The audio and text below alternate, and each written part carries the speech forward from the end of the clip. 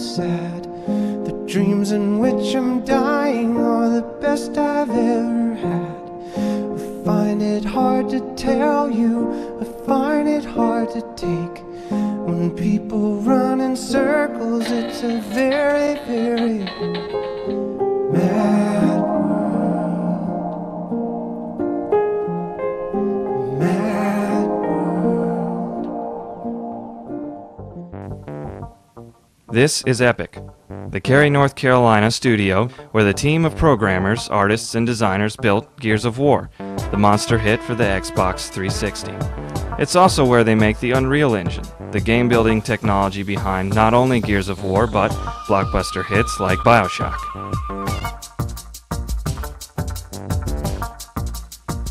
Everything about the Epic studio is state-of-the-art, from their fully equipped motion capture stage, one of the largest in the country, where actors give life to Gears of War's animation, to the actual studio itself, where artists and programmers make the visions of Epic's designers into nightmares you can share. These artists were hashing out movement details on what makes a monster the most convincing.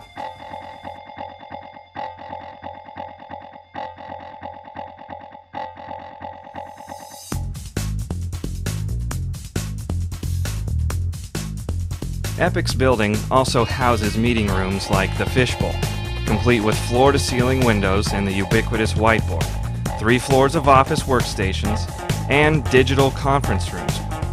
The rec room is full of arcade cabinets and comfy leather sofas where developers can let off some steam. Walking around inside Epic's studio is like visiting a gamer fantasy retreat. There's also a kitchen complete with fully stocked refrigerator, a loaded pantry filled with every snack imaginable, and enough soda to float a battleship.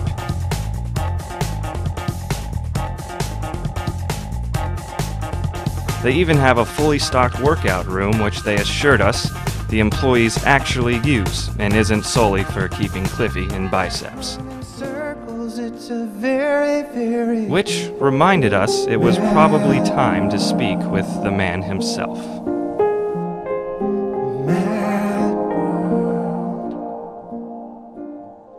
What's the red button do? That's destruct. Of course. It used to actually work, whereas you can activate it and turn the light on and go, but it's basically a USB hub. It's funny though, I'm at the point now, whereas I want to make sure I have a good work-life balance, whereas, I'll play Call of Duty 4, but I might not necessarily get all the achievements, or, I might not, get to the next level as far as leveling up in the online experience. I might not beat Army of 2. I'll play a game to the point where, give it a good, 5-6 hours and be like, okay, I get the experience, now I want to check out the latest movie, or I want to be outside, taking my dog out, or just experiencing life in general and meeting new people, because one thing I've learned throughout my life is that being tasked with creating new characters and new IP is that you have to have that pool in your head of experiences in life to draw from. It's a tremendously deeper, darker game. It's bigger. The pitch about more badass, which I think is completely true. Right.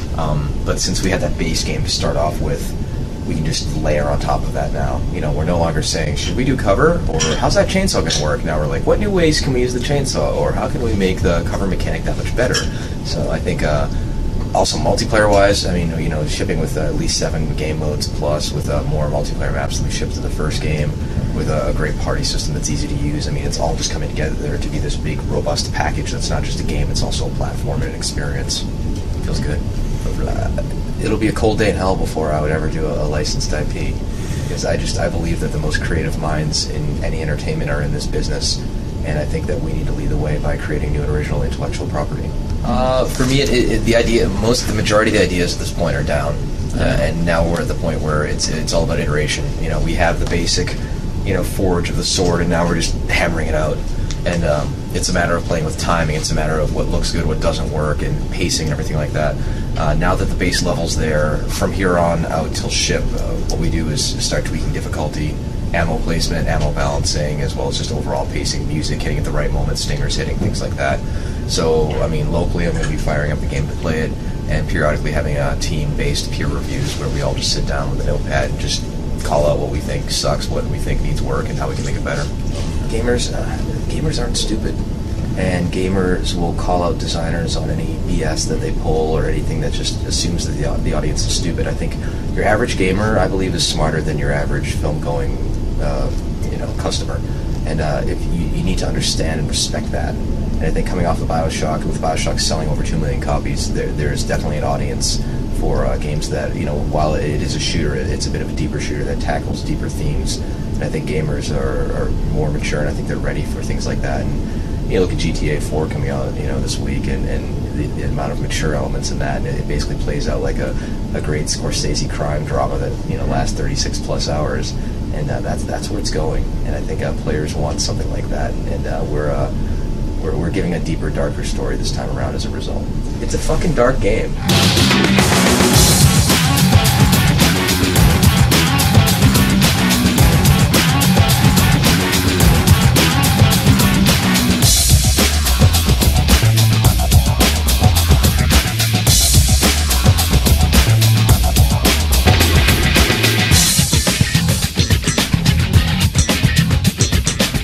So do you peggle? Do you play peggle? He doesn't talk much. Can we peggle together? What's your high score in geometry course? Mine's 1 million. Oh, this is lame.